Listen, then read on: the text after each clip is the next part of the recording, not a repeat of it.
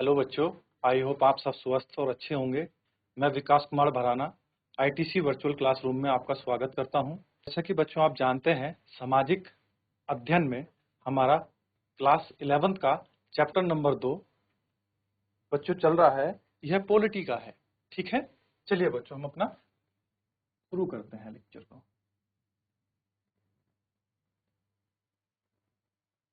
मानव इतिहास में ऐसे बहुत से उदाहरण हैं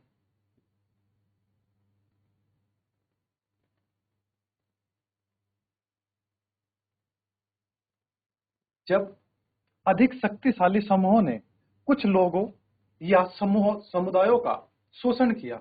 जब अधिक शक्तिशाली जो बच्चे समूह थे, उन्होंने कुछ लोगों एवं समुदायों का क्या किया बच्चों? शोषण किया, उन्हें गुलाम बनाया, उन्हें अपने अधिपत्य में ले लिया। लेकिन इतिहास हमें ऐसे वर्चस्व के खिलाफ शानदार संघर्षों के प्रेरणादायी उदाहरण भी देता है बच्चों। क्या करता है बच्चों? प्रेरणादायी उदाहरण भी देता है। यह स्वतंत्रता क्या है, किसके लिए लोग अपना जीवन देने के लिए भी तैयार रहते हैं। यानी स्वतंत्रता क्या है बच्चों? जिसके लिए लोग क्या जीवन देने के लिए भी क्या हो जाते हैं बच्चों? तैयार हो जाते हैं। सार रूप में स्वतंत्रता के लिए संघर्ष लोगों की इस आकांक्षा को दिखाता है कि वे अपने जीवन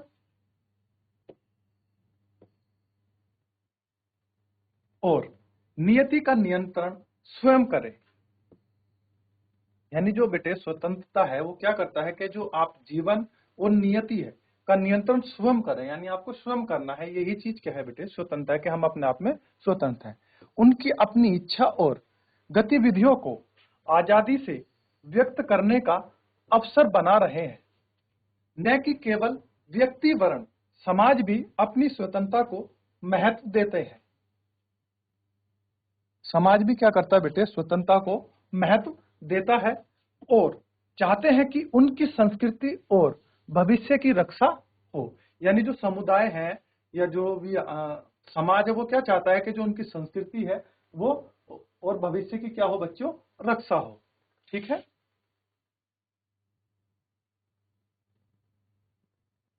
लोगों के विविध हितों और आकांक्षाओं को देखते हुए किसी भी आकांक्षाएं मतलब होती है बच्चों इच्छाएं। ठीक है, हित मतलब हमारे लाभ वगैरह देख सकते हैं जो हमारे हित में है। किसी भी सामाजिक जीवन को कुछ नियमों और कानूनों की जरूरत होती है बच्चों। हो सकता है कि इन नियमों के लिए जरूरी ही हो कि व्यक्ति की स्वतंत्रता कुछ सीमाएं तय की जाए, लेकिन यह माना जाता है कि सीमाएं हमें असुरक्षा से मुक्त करती हैं। ठीक है, जो बच्चे सीमाएं हैं वो क्या करती है? हमें असुरक्षा से मुक्त करती हैं, स्थितियां प्रदान करती हैं जिनमें हम अपना विकास कर सकते हैं। यानी क्या कर सकते हैं? जिनमें बच्चे हम अपना विकास कर सकते हैं। राजनीतिक सिद्धांत में स्वतंत्रता के बारे में अधिकतर चर्चा ऐसे नियमों को विकसित करने पर केंद्रित होती है। जो राजनीतिक सिद्धांत होते हैं बच्चों, उनमें स्वतंत्रता के बारे में अधिकतर चर्चा जो है वो नियमों को विकसित करने पर केंद्रित होती है। यानी कौन से नियम हमें केंद्रित करने हैं या विकसित करने, उस पर क्या होती है? स्वतंत्रता विकसित होती है। यानी उनको विकसित करने के लिए केंद्रित करते हैं उन पर, जो सामाजिक रूप से आवश्यक सीमाओं और बाकी प्रतिबंधों के बीच अंतर स्पष्ट करती है।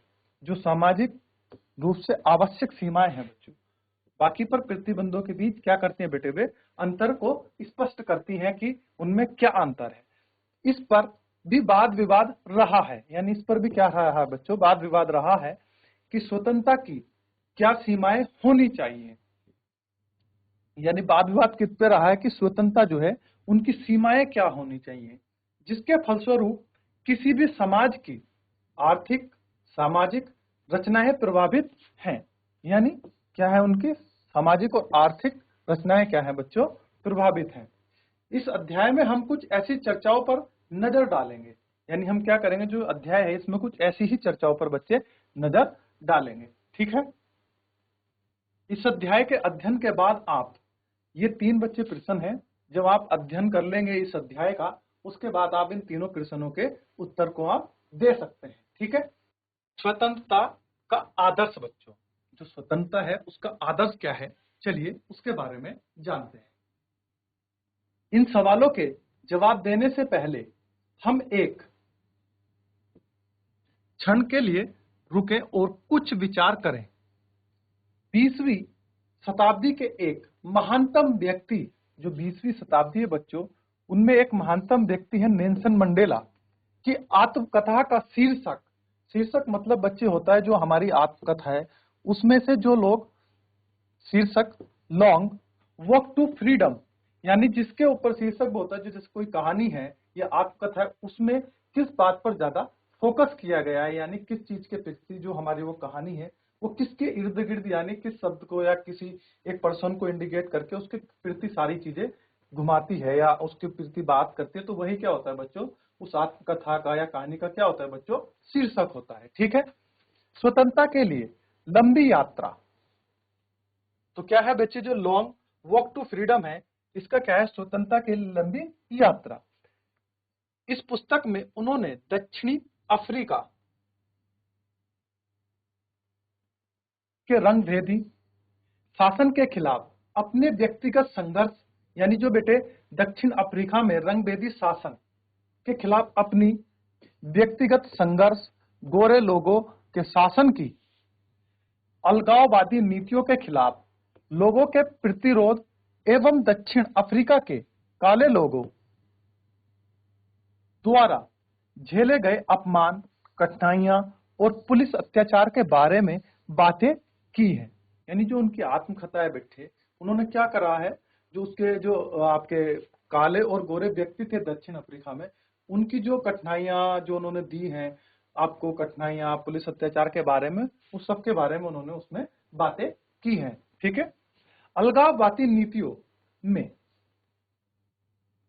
एक शहर में घेराबंदी किए जाने और देश से मुक्त आगमन पर रोक लगाने से लेकर विवाह में मुक्त चयन पर प्रतिबंध लगाना शामिल है। ठीक है। सामूहिक रूप से इन सभी प्रतिबंधों को नस्ल के आधार पर, यानी जो ये सामूहिक रूप से जो इन्होंने प्रतिबंध लगाए थे बच्चों, नस्ल के आधार पर भेदभाव करने वाली रंगभेदी सरकार ने जबरदस्ती लागू किया था। यानी जो ये नियम थे रंगभेदी सरकार, जो ये क्या थे, जबरदस्ती इन्होंने इस पे लागू किया था। ठीक है। चलिए, मंडेला और उनके साथियों के लिए इन्हीं अन्यायपूर्ण प्रतिबंधों और स्वतंत्रता के रास्ते की बाधाओं को दूर करने का संघर्ष, जो बेटे ये अन्यायपूर्ण प्रतिबंध और जो स्वतंत्रता के रास्ते में बाधाओं को दूर करने के लिए जो संघर्ष, लॉन्ग वॉक टू फ्रीडम, यानी स्वतंत्रता के लिए लंबी यात्रा था। विशेष बात यह है कि मंडेला का संघर्ष केवल काले या अन्य लोगों के लिए ही नहीं वरन श्वेत लोगों के लिए भी था। जो उनका बेटे ये संघर्ष था वो काले लोगों के लिए नहीं बल्कि सफेद लोगों के लिए भी था। ठीक है।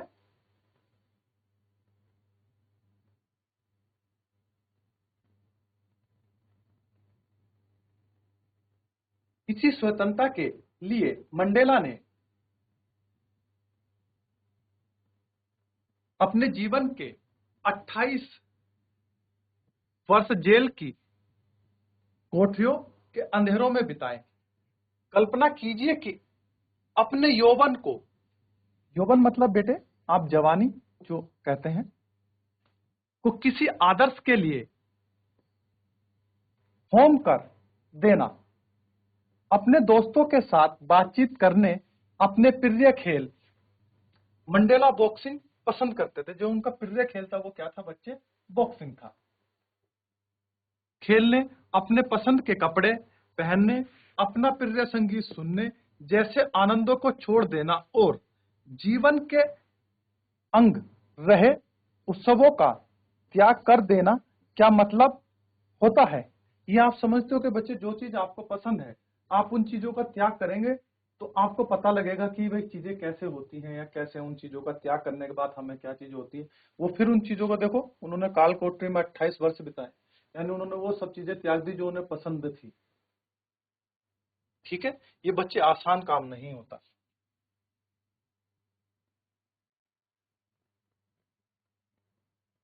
कल्पना कीजिए कि आपने यह सब छोड़ दिया क्योंकि आप अपने लोगों की आजादी के लिए अभियान चला रहे हैं बच्चों। ठीक है, क्या कर रहे थे वे?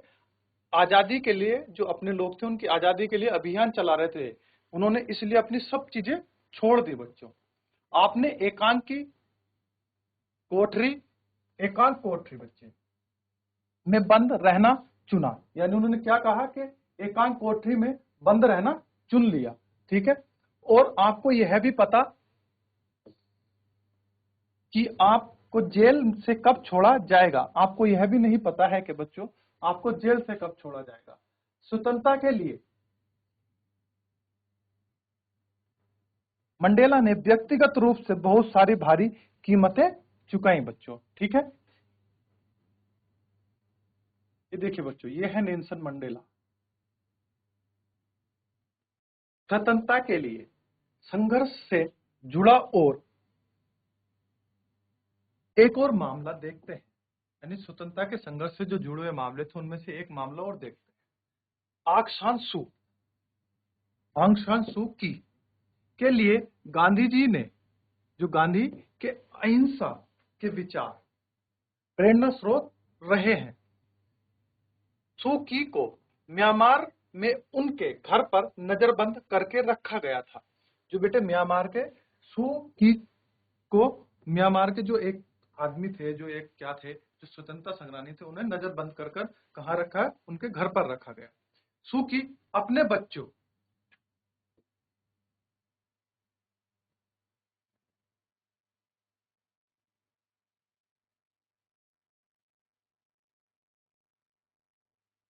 से अलग हैं, यहां तक कि जब उनके पति कैंसर के कारण मौत से जूझ रहे थे,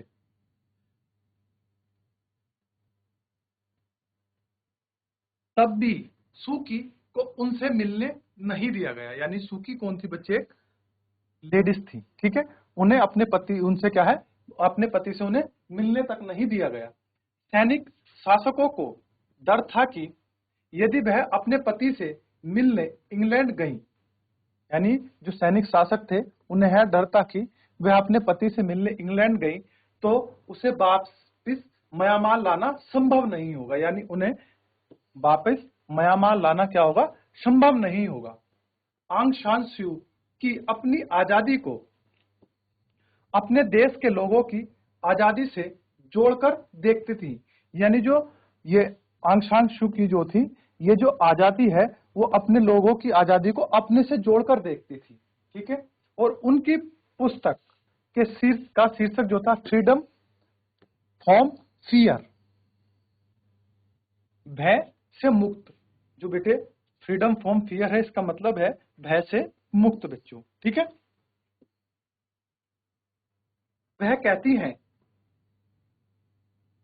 मेरे लिए वास्तविक मुक्ति भय से मुक्त है। यानी वे जो कहती थी कि जो वास्तविक मुक्ति है वह भय से मुक्त है, कि हम किसी भय में ना रहें, वही मुक्ति है बच्चों। भय से मुक्त हुए बिना आप गरिमापूर्ण मानवीय जीवन नहीं जी सकते हैं। यानी अगर आप डर में रहेंगे तो बच्चों आप क्या है? गरिमापूर्ण मानवीय जीवन नहीं जी सकते हैं। ठीक है, ये गहरे विचार जो हमें एक क्षण रुकने और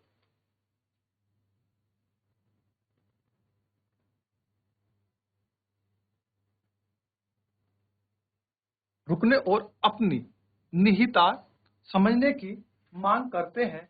सूकी का कहना था कि, जो सूकी लेडीज थी बच्चों, ये उनका कहना था कि हमें न तो बाकी लोगों के विचारों से और न ही सत्ता के व्यवहार से डरना चाहिए। यानी ये क्या कहती थी कि जो बाकी लोग हैं उनके विचारों से और न ही सत्ता के व्यवहार से हमें डरना चाहिए। हम जो करना चाहते हैं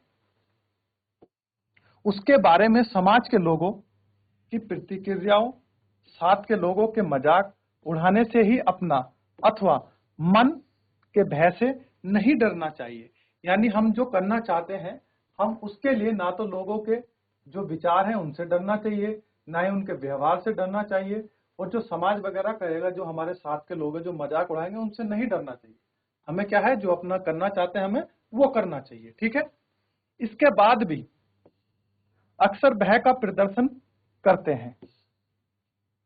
आंग सान सू की के अनुसार गरिमापूर्ण मानवीय जीवन जीने के लिए जरूरी है कि वे भय पर विजय पाएं। यानी विजय मतलब बच्चे, हम उस पर विजय, जो भय है, भय मतलब डर, पर हम क्या करें बेटे,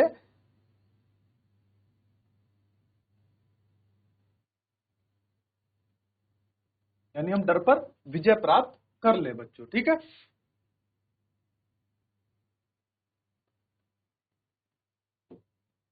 आंग सान सू की और नेल्सन मंडेला की इन दो पुस्तकों में हम स्वतंत्रता के आदर्श की शक्तियां देख सकते हैं।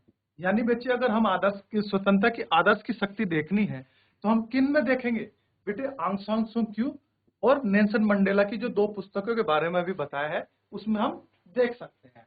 यही आदर्श हमारे राष्ट्रीय संघर्ष और ब्रिटिश फ्रांसीसी तथा पुर्तगाली उपनिवेशिकवाद के खिलाफ एशिया अफ्रीका के लोगों के संघर्ष में केंद्र में थे बेटे। ये आदर्श है हमारे राष्ट्रीय संघर्ष, ब्रिटिश, फ्रांसीसी, पुर्तगाली उपनिवेशवाद के खिलाफ एशिया अफ्रीका के लोगों के संघर्ष के केंद्र में था बच्चों। ठीक है। आप बच्चों कोई डाउट हो तो आप मुझसे पूछ सकते हैं। आप एक बार इस चीज को पढ़िए। चलिए बच्चों आगे शुरू करो। स्वतंत्रता क्या है? अब बच्चों इसके बारे में पढ़ते हैं। स्वतंत्रता क्या है? इस प्रश्न का एक सीधा सपाट उत्तर यह है कि, सीधा सपाट का मतलब बेटे सीधा सा, कि व्यक्ति पर बाहरी प्रतिबंधों का अभाव ही स्वतंत्रता है बच्चे। जो बाहरी प्रतिबंध है बच्चों, जो व्यक्ति है जिस पे बाहरी प्रतिबंध है, वही क्या है बेटे? स्वतंत्रता का अभाव है। जैसे कि आप अपने आप पे उदाहरण लिए कि जैसे आप अपने आप में स्वतंत्र हैं? नहीं बच्चों, आप अपने पापा के अभाव में रहते हैं बच्चों। जैसे आपके पापा बोलते हैं कि आप स्कूल जाएंगे, कि आप यहाँ ये काम करेंगे, तो क्या है बच्चों? आप बाहरी क्या है कि आप बाहरी प्रतिबंधों से बेटे अभाव है, अभी आप उन चीज से स्वतंत्र नहीं हो, क्योंकि आप अभी अपने निर्णय खुद पूरे नहीं ले सकते हैं। ठीक है। चलिए, इस परिभाषा के हिसाब से यदि किसी व्यक्ति पर बाहरी नियंत्रण या दबाव न हो और वह किसी पर निर्भर हुए निर्णय ले सके तथा स्वायत्त तरीके से व्यवहार कर सके, तो वह व्यक्ति स्वतंत्र माना जा सकता है। यानी कहने का मतलब ये है बच्चों कि कोई व्यक्ति है, अगर वह अपने निर्णय को स्वयं किसी भारी दबाव, स्वायत्त तरीके का के बिना किसी प्रतिबंधों के वह अपना निर्णय लेने में स्वतंत्र है, तो वह बच्चों क्या है? वो स्वतंत्र है। ठीक है। वह व्यक्ति को क्या हम स्वतंत्र मान सकते हैं। ठीक है। हालांकि प्रतिबंधों का न होना स्वतंत्रता का केवल एक पहलू है। ठीक है। प्रतिबंधों का न होना क्या है बेटे? एक स्वतंत्रता का एक पहलू है। ठीक है। स्वतंत्रता का अर्थ व्यक्ति की आत्म अभिव्यक्ति की योग्यता का विस्तार करना। यानी जो स्वतंत्रता का अर्थ है बच्चे, वो क्या है? आत्म अभिव्यक्ति की योग्यता का विस्तार करना है। ठीक है। आत्म अभिव्यक्ति यानी जो हमारी अभिव्यक्ति, जो हमारी आत्म अभिव्यक्ति, उसका विस्तार करना, और उसके अंदर की संभावनाओं को विकसित करना भी है। यानी जो उसके अंदर संभावनाएं हैं, जो कुछ उठती हैं, उनको विकसित करना भी स्वतंत्रता का बच्चों क्या है? एक अर्थ है। ठीक है। इस अर्थ में स्वतंत्रता की स्थिति जिसमें लोग अपनी संरचनात्मक और क्षमताओं का विकास कर सकें। ठीक है। और कुछ करके सीखें। बच्चों आप इसको पढ़ लेना।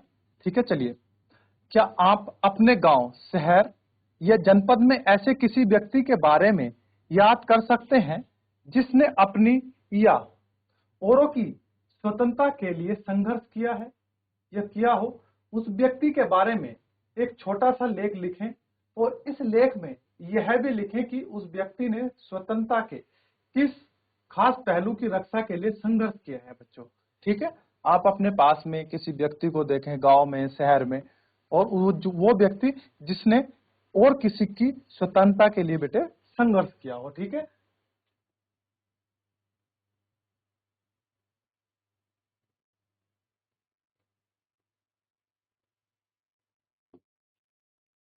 बाहरी प्रतिबंधों का अभाव और ऐसी स्थितियों का होना जिनमें लोग अपनी प्रतिभाओं का विकास कर सकते हैं। स्वतंत्रता के ये दोनों ही पहलू महत्वपूर्ण है। ठीक है, एक स्वतंत्र समाज वह होगा, जो बेटे एक स्वतंत्र समाज है वह होगा जो अपने सदस्यों को न्यूनतम सामाजिक अवरोधों के साथ अपनी संभावनाओं के विकास में समर्थ बनाएगा बच्चों। ठीक है, एक स्वतंत्र समाज क्या होगा बच्चों, जो वह अपने सदस्यों की न्यूनतम सामाजिक अवरोधों के साथ अपनी भावनाओं को क्या विकास करने में क्या होगा बच्चों, समर्थ बनाएगा। ठीक है बच्चों, एक शब्द आया है स्वराज, चलिए इसके बारे में पढ़ते हैं। भारतीय राजनीतिक विचारों में स्वतंत्रता की समानार्थी अवधारणा, यानी जो बेटे भारतीय राजनीतिक विचारधारा में जो स्वतंत्रता की समानार्थी अवधारणा स्वराज है। स्वराज का अर्थ है स्वयं का शासन भी हो सकता है और स्वयं के ऊपर शासन भी हो सकता है। ठीक है बच्चों, भारत के स्वतंत्रता संघर्ष के संदर्भ में स्वराज राजनीतिक और संवैधानिक स्तर पर स्वतंत्रता की मांग और सामाजिक सामूहिक स्तर पर यह एक मूल्य है बच्चों। ठीक है, इसीलिए स्वराज स्वतंत्रता आंदोलन में एक महत्वपूर्ण नारा बन गया। यानी क्या हुआ, एक बेटे जो हमारा स्वराज शब्द है, ये आंदोलन में एक महत्वपूर्ण नारा बन गया, जिसने तिलक के प्रसिद्ध कथन स्वराज मेरा जन्मसिद्ध अधिकार है और मैं इसे लेकर रहूंगा को प्रेरित किया बच्चों। जो ये स्वराज शब्द है, जो लोकमान्य तिलक थे हमारे बाल गंगाधर जी, उनके प्रसिद्ध जो कथन था स्वराज मेरा जन्मसिद्ध अधिकार है, मैं इसे लेकर रहूंगा को प्रेरित बच्चे किया उन्होंने। ठीक है, स्वराज का आशय अपने ऊपर अपना राज भी है बच्चे। जो स्वराज का क्या आशय है, अपने ऊपर अपना राज भी है। ठीक है, स्वराज की यही समझ गांधी जी के हिंद स्वराज में प्रकट हुई है। ठीक है, जो गांधी जी द्वारा एक हिंद स्वराज बच्चे कोई पुस्तक लिखी गई है, उसमें क्या प्रकट हुई है कि आशय अपने ऊपर अपना राज। ठीक है बेटे, हिंद स्वराज के शब्दों में जब हम स्वयं पर शासन करना सीखते हैं तभी स्वराज है बच्चे। यानी जो हिंद स्वराज जो पुस्तक है उसमें लिखा गया है, जब हम स्वयं पर शासन करना सीखते हैं तभी क्या है बच्चों, स्वराज। ठीक है, स्वराज केवल स्वतंत्रता नहीं, ऐसी संस्थाएं से मुक्ति भी है जो मनुष्य को उसी मनुष्यता से वंचित करती है। ठीक है, स्वराज में मानव को यथावत बनाने वाली संस्थाओं से मुक्ति पाना निहित है। ठीक है बच्चों, साथ ही स्वराज में आत्मसम्मान, दायित्व बोध और आत्म साक्षात्कार को पाना भी क्या है बच्चों, शामिल है। स्वराज पाने की परियोजना में सच्चे स्वयं और उसके समाज समुदाय से रिश्तों का समझना महत्वपूर्ण है बच्चों। ठीक है, गांधी जी का मानना था कि स्वराज के फलस्वरूप होने वाले बदलाव, जो गांधी जी का क्या मानना था बच्चों, जो स्वराज के फलस्वरूप, यानी जो स्वराज शब्द के जो बाद या स्वराज के बाद जो बदलाव मिलेंगे हमें, न्याय सिद्धांत के निर्देश होकर व्यक्तिगत और सामूहिक दोनों तरह की संभावनाओं को अवमुक्त करेंगे। ठीक है बच्चे, क्या करेंगे वे? संभावनाओं को अवमुक्त करेंगे। कहना न होगा कि स्वराज की ऐसी समझ 21वीं सदी में भी उतनी ही प्रासंगिक है कि जितनी 1909 में गांधी जी के हिंद स्वराज में लिखते समय थी। ठीक है बच्चे, आप इसको पढ़िए, कोई डाउट हो तो आप मुझसे पूछ सकते हैं। चलिए बच्चों, आपने पढ़ लिया होगा।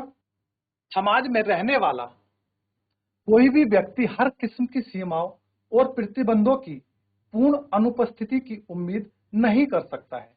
जो बच्चे, कोई समाज में कोई भी रहने वाला व्यक्ति, जैसे हम और तुम, कोई भी हो सकता है बच्चों, ठीक है, वो सीमाएं और प्रतिबंधों की पूर्ण अनुपस्थिति की उम्मीद नहीं कर सकता है।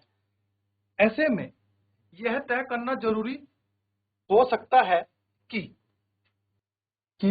कौन से सामाजिक प्रतिबंध न्यायोचित है और कौन से नहीं, किस को स्वीकार किया जा सकता है और किस को हटाया जाना चाहिए। व्यक्ति और समाज के बीच बने केंद्रीय संबंधों को समझकर ही यह जाना जा सकता है कि कौन से सामाजिक प्रतिबंध जरूरी है या समाज का अर्थ समूह, समुदाय अथवा राज्य भी हो सकता है।